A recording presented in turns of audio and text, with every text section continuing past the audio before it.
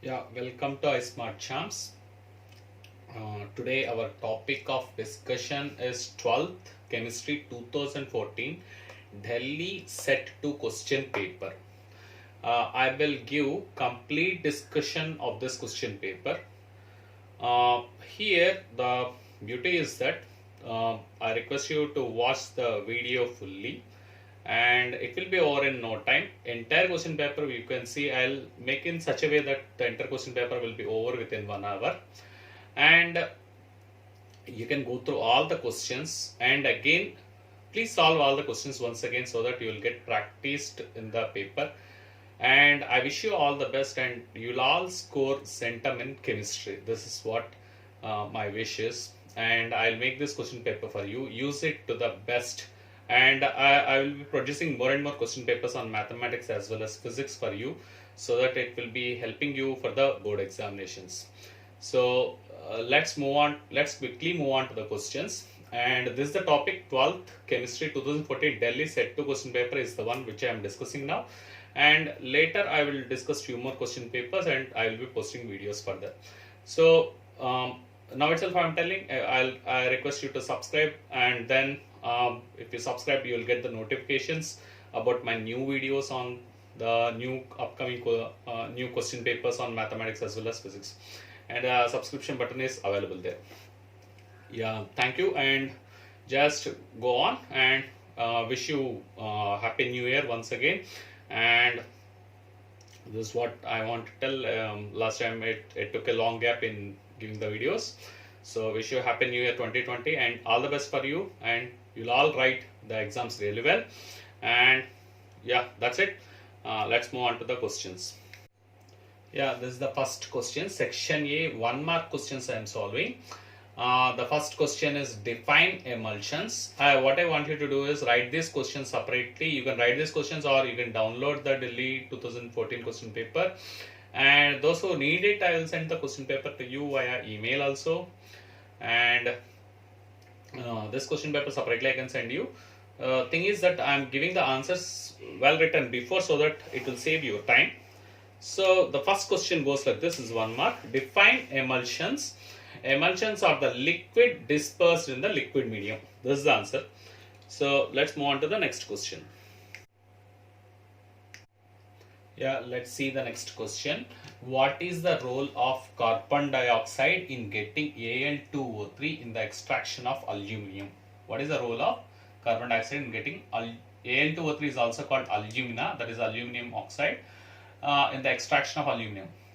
So the answer is the aluminate is neutralized by carbon dioxide gas and hydrated Al2O3 is precipitated. This is the answer. The aluminate what is there in the solution is neutralized by the carbon dioxide. Carbon dioxide is acidic in nature, aluminate is basic in nature, and it's neutralized by CO2, and hydrated Al2O3 is precipitated. Because it's aqueous solution, Al2O3 what we get is hydrated and then it is precipitated. That is the role of carbon dioxide.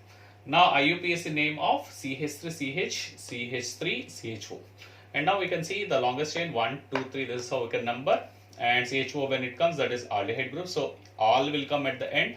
1, 2, 3, that's the longest chain. So propanol kind of thing will come. So second position we have CH3 group over there.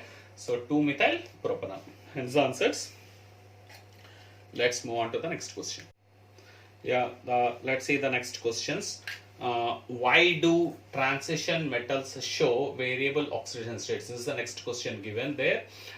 Due to incomplete filling of d orbitals. This will be the answer. So because the d orbitals are incomplete, so you get variable oxidation states. That's the reason you can write. And now the next question is, out of CH3NH2 and CH3 triacene, that is a tertiary amine, this is a primary amine, which one has highest boiling point? CH3NH2, that is primary amine, which will have highest boiling point because you have you have hydrogens here connected to nitrogen, and hence you can have hydrogen bonding. Hydrogen bonding forms associated liquids because the associated liquids will have higher boiling points because you got to break the hydrogen bond too in order to make it boil. So the primary amine CH3NH2 will have higher boiling point compared to the tertiary amine, and the reason you can write is because of hydrogen bonding. Hence the answers. Let's move on to the next questions. Yeah, let's see the next question. This is section B, 2 marks. Section A is completed, 1 mark questions are completed. We are going to section B. So this is the ninth question. Oh, so this A is not there. This entire question, this is 2 marks. So define molarity and molality, and this is A part, and the B part is how can we convert molality value to molarity value. This is the B part. Both are I am combining into one single question. This is the part A and this is the part B of the question. So this is a useful relationship, mass by volume is equal to density. Using that relationship we are going to do that is second part. So molality, let's define this. Molality is number of moles of solute per kg of solid. You all know this one.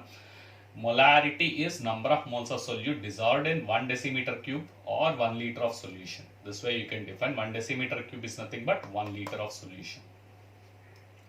Now the second part, part B, by converting weight of the solvent into volume of the solution using density. This is how you can answer. Or mass volume density relationship. So volume is equal to mass by density. Using this relation you can do the conversion. This is how you can give the answer. So let's move on to the next question. Yeah, let's move on to the next question. For the reaction A plus B gives products, the rate law is given by rate is equal to K into A power 1 B square. That means concentration of A whole power 1 into concentration of B whole square. This is the rate law which is given to us. What is the order of the reaction? Order of the reaction is very simple. Just add up these two powers, 1 plus 2, that is 3. That is the order of the reaction. Third order reaction. So that is third order reaction. That's the first answer. The second one is what is the unit of the rate constant K for the first order reaction. Always remember, for the first order reaction K is given by 0.693 divided by T half, which is half life. So divided by T half is coming, the time is at the denominator. So you will get time inverse, second inverse, minute inverse or hour inverse. Any kind of answer you can give, you will get full marks here. So let's move on to the next question. Yeah, let's see the next question. Describe froth flotation process, vapor phase refining of metals. This is again a 2 mark question. The part A is 1 mark, part B is also 1 mark. What is the part A? Froth flotation process. Sulfide ore is wetted by oil and gangue particles are wetted by water. That is the process what happens in froth flotation process. And the vapor phase refining. What is vapor phase refining is metal is converted into its volatile compound, which is then decomposed to give pure metal. This is how you have to write and you have to represent. So I'm not going into too much of theory over here. Question answer type, how you have to give the answers. This is the discussion what is going on. So if you have particular doubts about a particular topic, you can write in the comments and then let me know. If you want further explanations, please let me know. That wherever you need a further explanation, that particular topic I will take and I'll discuss definitely in detail. Yeah, let's move on to the next question. Yeah, draw the structures of H2SO3 and N2O5. This is given. H2SO3 structure is like this, sulfur, and here you have lone pair and then double bond OH and OH. This is how you can draw. And N2O5 structure is like this. This is the part B of the question. So you can see that and copy. So let's move on to the next question. Yeah, let's see the next question. Give reasons that transition metals with exception zinc, cadmium, mercury are hard and have high melting and boiling points. This is the question. The answer have to be written like this. Due to strong metallic bonding and due to involvement of greater number of electrons from the n-1d orbitals. So if you take the 3d series, it will be 3d and later 4s will come. So that's what it means. So n-1d and ns electrons in the interatomic metallic bonding. So due to strong metallic bonding and number of electrons are more, right, because the d orbital can take 2 electrons and you have 5 d orbitals. So the reason you have more number of electrons which will be coming. So the reason you have a very strong metallic bonding and hence they are very hard and have very high melting and boiling points. So you can account the reason like this. So this is the part A of the question in the 13th, and we'll move on to the part B of the 13th question. So let's move on to the next question. The ionization enthalpies 1 and 2, that is first ionization enthalpy and second ionization enthalpy, in the first series of transition elements are found to vary irregularly. This is the question. This is the part B of the 13th question. We have to give the explanation for this. The explanation is due to stability of D0, D3 and D5 orbital electron configurations. This is the reason why we will find this first series and transition elements, they don't have any regularity with the ionization enthalpies. So this is the reason you can quote, and let's move on to the next question. Yeah, let us see the next question. What is lanthanoid contraction? Write the consequence of lanthanoid contraction. This is the next question. Very important. This question is very important. The answer goes like this. The successive decrease in the size of the atoms due to filling of the inner orbitals. That inner orbitals are generally f orbitals. So f orbitals only. So the poor shielding of the f orbitals is the reason why you have the lanthanoid contraction. Filling of the inner orbitals in the elements of atomic numbers 57 to 71 in the lanthanoid series. This is what happens in the lanthanoid series. This is called lanthanoid contraction, and this happens due to poor shielding of f orbitals. You all know this very well. And what is the consequence of this? It causes the radii, that is the atomic sizes of the third transition series, to be very similar to those of the corresponding members of the second series. This is what happens because of the lanthanoid contraction. So this is very important question. Please practice this again, how to write this, and again this way you have to give the answer so that you will get the full marks. Let's move on to the next question. Give reason transition metals exhibit paramagnetic behavior. So the first part, transition metals exhibit paramagnetic behavior. The answer is unpaired electrons are present in the d orbitals. This is how you can answer that. And now the next one is CO2 plus, cobalt 2 plus is easily oxidized in the presence of strong ligand. Why it is so? The reason is because the energy released in the formation of the bond between CO3 and the CO3 plus, CO3 refers to CO3 plus, and the ligand is more than that of the energy required for the conversion of CO2 to CO3. Hence the reason CO2 plus is easily oxidized in the presence of the ligand. Hence the answers. Let's move on to the next. Yeah, let's move on to the next question. Enumerate the reactions of glucose which can't be explained by its open chain structures. This is the question what is asked. The expected answer is like this. Glucose does not form the hydrogen sulfide addition product with NaHSO3. This is one of the most important thing. Only free CHO group can only react with NaHSO3. That is also called bisulfite addition. The next one is the pentastate of glucose does not react with hydroxylamine, indicating the absence of free CHO group. So I'll read once again. Glucose does not form hydrogen sulfide addition, that is also called bisulfite addition. So addition product with NaHSO3. The next point what you have to write is the pentastate of glucose does not react with hydroxylamine, indicating the absence of free CHO group. So this is the expected way you have to answer. I am taking from the script what is given for correction during this 2014 paper.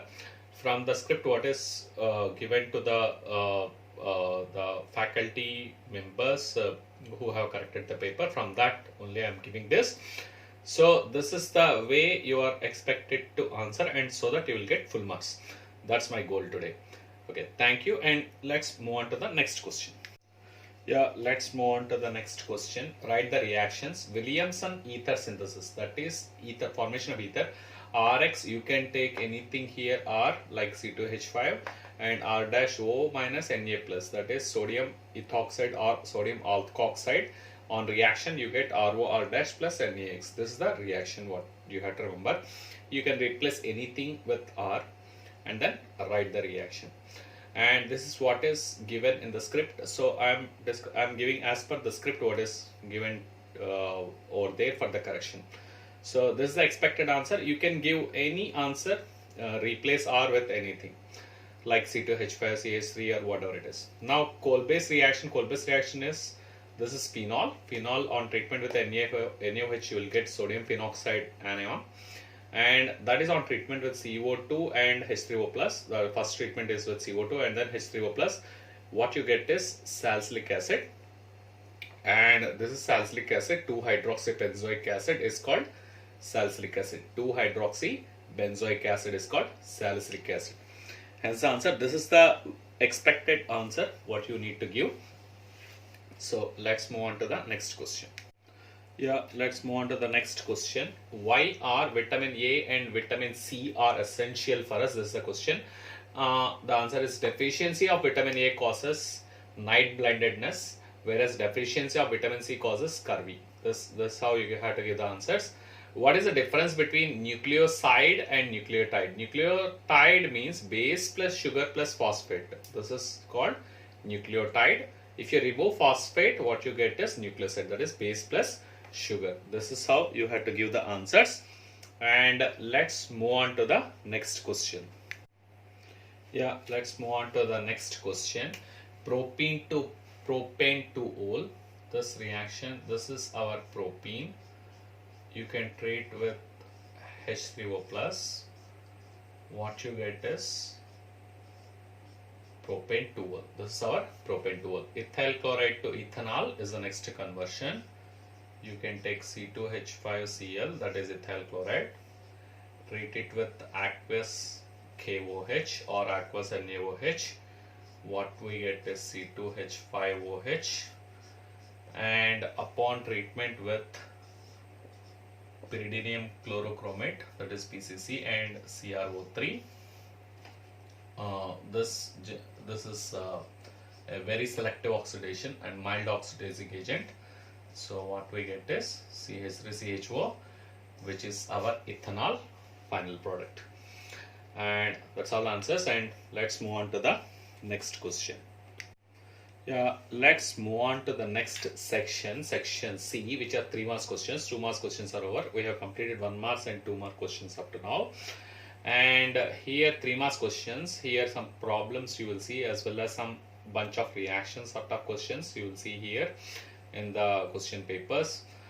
This year there might be a change in the pattern, but all these questions are really helpful for you in order to solve the problems. You can give a try. After seeing the question, the answer follows.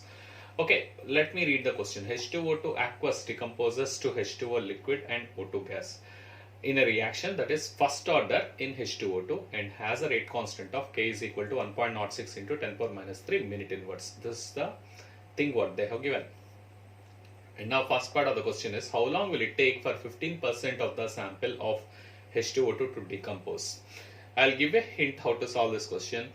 K is equal to 2.303 divided by T ln of A by A minus X. This kind of equation you can use. I'm just telling the equation well before so that you can handle before me solving the question. Okay. You can pause the video and give it a try. That's also I would recommend. So how long will it take for 15% of the sample? Percentage, since it is given, you can assume that A is 100%, A minus X is 85. And then put up the numbers in the first order rate equation and then you get the answer. That's how you have to solve. And now how long will it take for 85% of the sample to decompose? So for the 15% of the sample of H2O to decompose and 85% of the sample of H2O to decompose. This is the question what is told. The answer follows. You can pause the video and give it a try, and we can check the answer in the next frame. Yeah, let's move on to the answer for the problem what I have given you. So the required equation is K is equal to 2.303 divided by T log of R0 by R. R0 is 100%, R is 100 minus 15 because 15% is the amount dissociated. So 100 minus 15, that is 85%. That is what is left. So now let's find the time. So it's 2.303 divided by K. So this T and K we have exchanged over here. K log R0 by R, and K value is given as 1.06 into 10 power minus 3 minute inverse just substitute the numbers. So 2.303 divided by 1.06 in 10 power minus 3 log of 100 by 85. So you get 153 minutes. Under the same token, you have 85% is the amount which is dissociated. So you get R value as 100 minus 85, which is 15%, that would be left there. So plug in the numbers, 2.303 divided by 1.06 in 10 power minus 3 log of 100 by 15, 1790 minutes you will get. And these are the answers. This is how to solve the problem. Let's move on to next question. Yeah, let's move on to the next question. Ethylene glycol CH2OH CH2OH is added to 5 kg of water. If the freezing point of water ethylene glycol mix solution is minus 15 degrees centigrade, what is the boiling point of the solution? This is the question which is given. Kb value is 0.52 Kelvin kg per mole inverse. Kf value is 1.86 Kelvin kg mole inverse for water. These are things what is given, the data is given. The ethylene glycol structure I have given over here, and now what we have to do is find the molality of ethylene glycol from the data what is given, from the freezing point data. So molality of ethylene glycol is delta TF by KF. So delta TF is given as 15 degrees centigrade and then KF is 1.86 degrees centigrade per molal. You can do that. Molal is the number of moles of solute per kg of solvent. So that is molality. So 8.06 molar is what you get. And here you may get a doubt that this is degree centigrade, this is Kelvin, and actually this Kb value is involved with the change in temperature. So doesn't matter whether you take Kelvin or degree centigrade. Directly you can use the values and don't change this one to again Kelvin and then solve the problem. This is what I want to tell you. So what you get is 8.06 molar, and delta Tb is equal to Kb into molality, that is molality of ethylene glycol. So 0.52 degrees centigrade per molar times 8.06 molar. So what you get is delta Tb as 4.19 degrees centigrade. That is a variation in the boiling point. That is elevation in the boiling point. Change in the boiling point will be, the change happens to be 4.19 degrees centigrade. And boiling point Tb is equal to T naught plus delta Tb. T naught for water is 100 degrees centigrade plus 4.19, which happens to be Tb is equal to 104.19 degrees centigrade. Hence the answer. So the elevation in the boiling point will be about 4 degrees centigrade is what you get. So about for the case of water. So let's move on to the next question. Yeah, let's move on to the next question. Define sorption, Tyndall effect and electroforces. This is all the three terms we have to define. Sorption is defined as, sorption is a process in which adsorption and absorption are taking place simultaneously. That is called sorption. Sorption is a process in which adsorption and absorption are taking place simultaneously. Tyndall effect. Tyndall effect is scattering of light by colloidal particles due to which the path of light becomes visible. This is called Tyndall effect. Normally this we'll see in the theaters when there is a pinhole on the roof or something, when sunlight comes through that. We can see the light beam of light and then some small particles within that. And that is due to the scattering of this colloidal particles which are in air. So that is called Tyndall effect. And the next one is electroforces. Electroforces, what is electroforces? The process of movement of colloidal particles towards oppositely charged electrodes when current is passed through it. This is the definition of electroforce. Electroforces means the process of movement of colloidal particles towards oppositely charged electrodes when current is passed through it. These are the answers. Let's move on to the next question. Yeah, let's move on to the next question. This is give reasons type question. Aniline, that is, you know this very well, C6H5 and H2, aniline does not give Friedel-Crafts reaction. The answer is aniline forms salt with AlCl3. That is, aluminum trichloride is used as the Lewis acid. So the NH2 group of aniline will form a salt with AlCl3 by donating the electrons to AlCl3. So when that salt is formed, that cannot undergo the Friedel-Crafts reaction. So the reason. Now the next question is, ethylamine is soluble in water whereas aniline is not. See, ethylamine can form hydrogen bond with water whereas aniline cannot form the hydrogen bond with water because the electrons in the aniline are utilized for the resonance. So the reason it cannot form good hydrogen bonding with water. So the reason ethylamine is very well soluble in water whereas aniline is not soluble in water. And the next part of that and next part of the question is same kind of explanation you can give over here. The pKb of methylamine is less than that of aniline. See, the CH3 group present in the methylamine. Methylamine is CH3NH2. The CH3 group in the group in methylamine is electron donating group, that is gives plus I effect. So that I have mentioned over here. The electron density on nitrogen in CH3NH2 increases because of this plus I effect of CH3 group. So because of the electron density increases on nitrogen, the basicity is like the Lewis base is the one which can donate the electrons better. So because the electron density increases over that, the donating ability also increases, hence the basic nature increases. So that is the idea which is put on here. So the electrons in the nitrogen present in the aniline, but in the case of aniline, what happens, the electrons present in the aniline will participate in the resonance, and hence the electron density on nitrogen atom decreases in the case of aniline. So that is what it is written.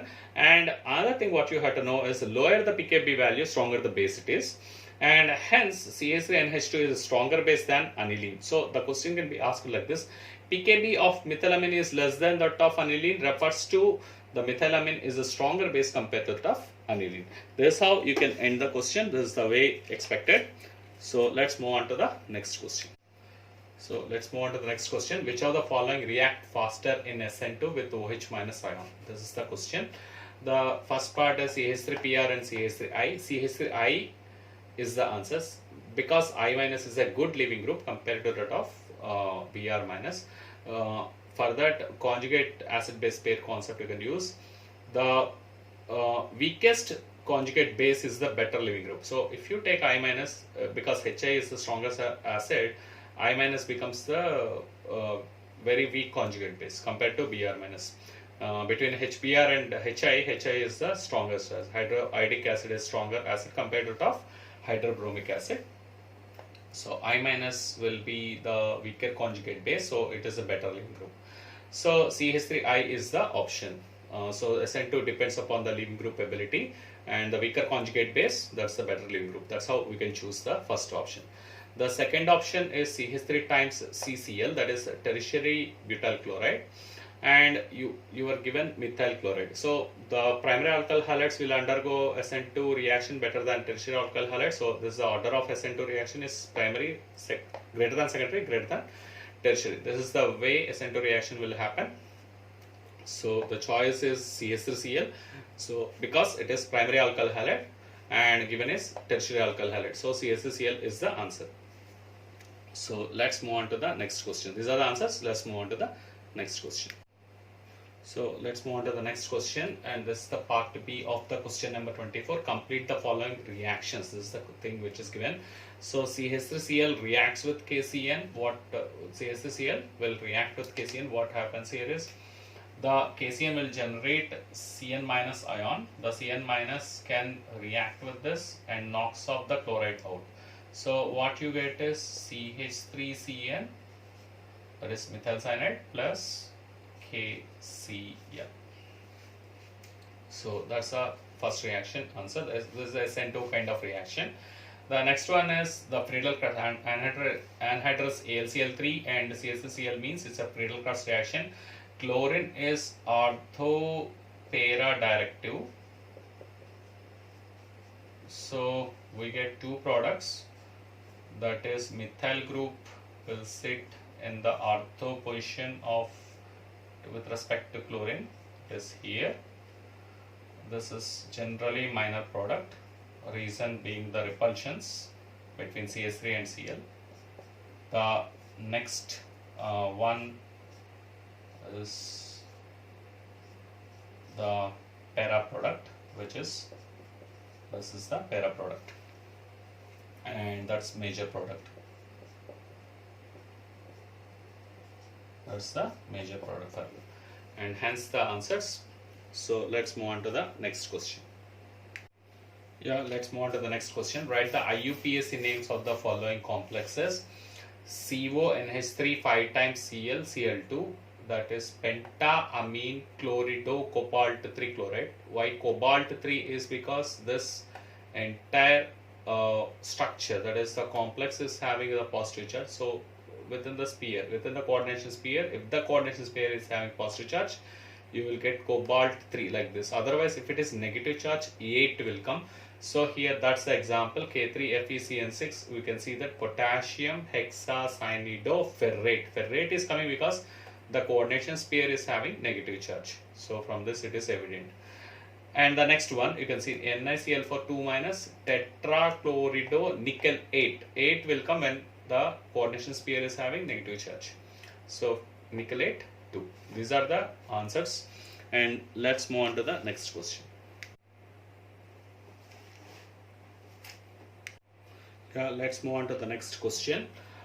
Give the names of monomers for the following polymers. Neoprene, that is chloroprene, 2-chloro-1,3-butadiene. Polystyrene is styrene, and polypropene is propene. Hence the answers. Let's move on to the next question. Let's move on to the next question. Discuss the following with an example. Sweetening agents. Sweetening agents are the substances which when added to any food gives sweet taste. That is example sugar. Food preservatives, they prevent the spoilage of the food due to microbe growth. So for example, that is table salt. That's the answers. Let's move on to the next question. Write the reactions, Aldd condensation and Kinzer reaction. Aldd condensation, 2 moles of acetaldehyde, that is CH2CHO. The aldehydes, which are aldehydes or ketones containing alpha hydrogen, will undergo this Aldd condensation. This contains alpha hydrogen. Alpha hydrogen is the hydrogen connected to the alpha carbon, that is a carbon which is adjacent to C double bond O group. So that CHO group adjacent to that CH3 is there, to that 3 alpha hydrogens are present. Those kind of systems will undergo Aldd condensation. It happens in the presence of dilute KOH. What's the product is CH3, CHOH, CH2, CHO. This is the product. And the Kinzer reaction, this is a disproportionation reaction. The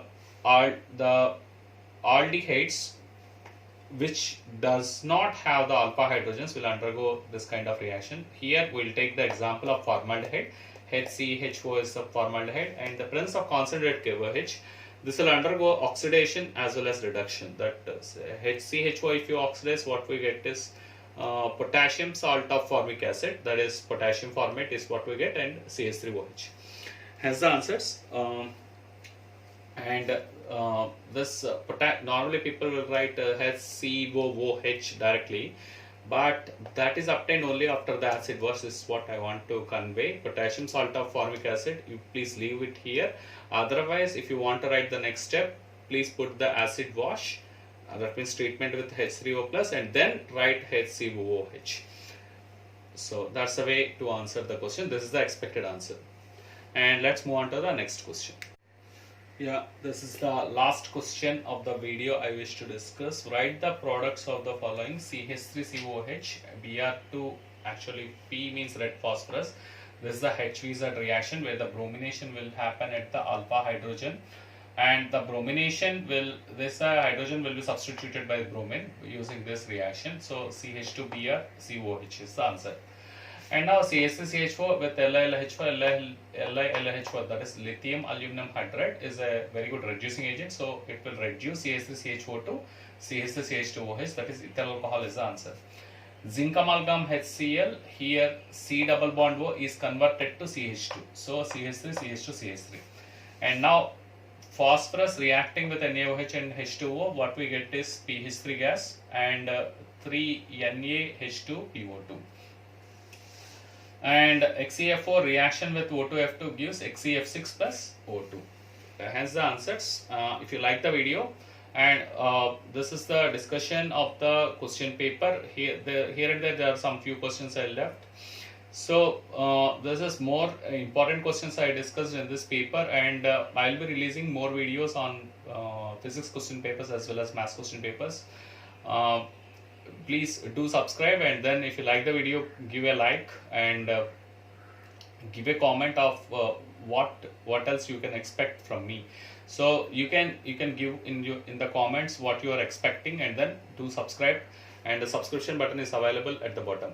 And thank you for watching the video so patiently with me, and wish you all the best. And I hope everyone will get centum in chemistry with the videos what I am giving you.